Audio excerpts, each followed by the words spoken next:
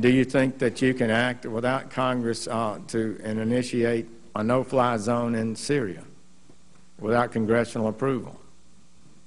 You know, again, our goal would be to seek international permission, and we would come to the Congress and inform you and determine how best to approach this, whether or not we would want to get permission from the Congress. I think those are issues we would have to discuss as we decide what to do here.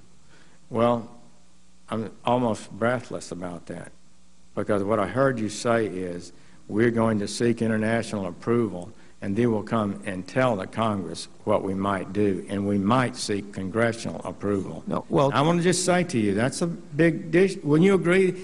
You've served in the Congress. Yeah. Wouldn't you agree that that's would be pretty breathtaking to the average American? So would you like to clarify that? But I've also served with Republican presidents and Democratic presidents who has always reserved the right to defend this country if necessary.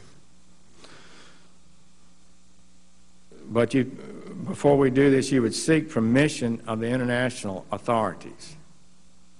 If we developed an international coalition beyond NATO, then obviously some kind of UN security resolution would be the basis for that. Coalition of, so you're saying NATO would give you a legal basis, and an ad hoc coalition of nations would provide a legal basis?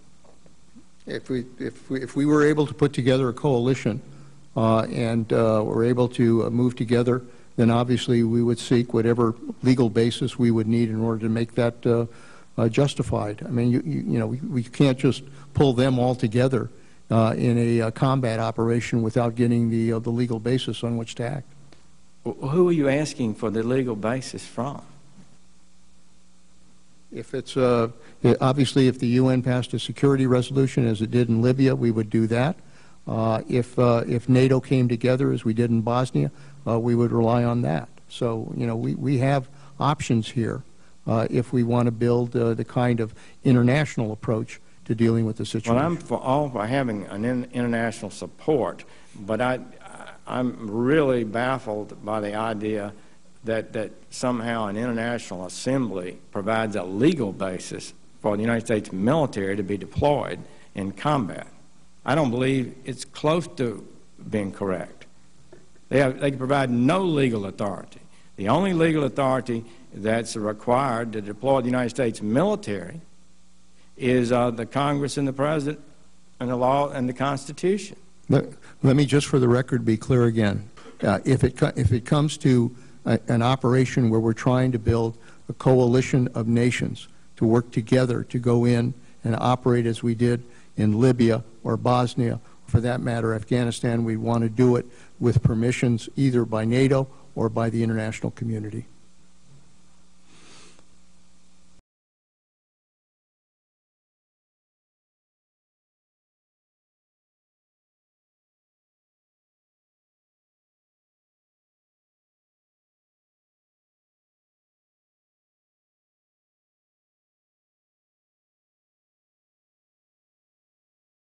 How do you stand on that now? Yes, I do. I want to stand by that comment I made. The reason I made the comment was as a warning. The reason I don't say those things lightly, Chris. You've known me for a long time. I was chairman of the Judiciary Committee for 17 years, or its ranking member.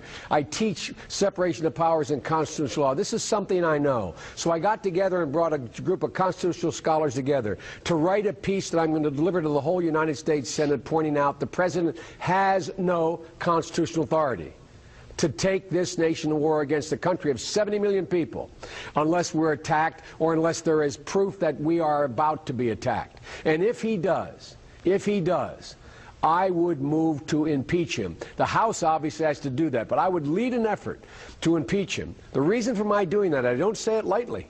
I don't say it lightly.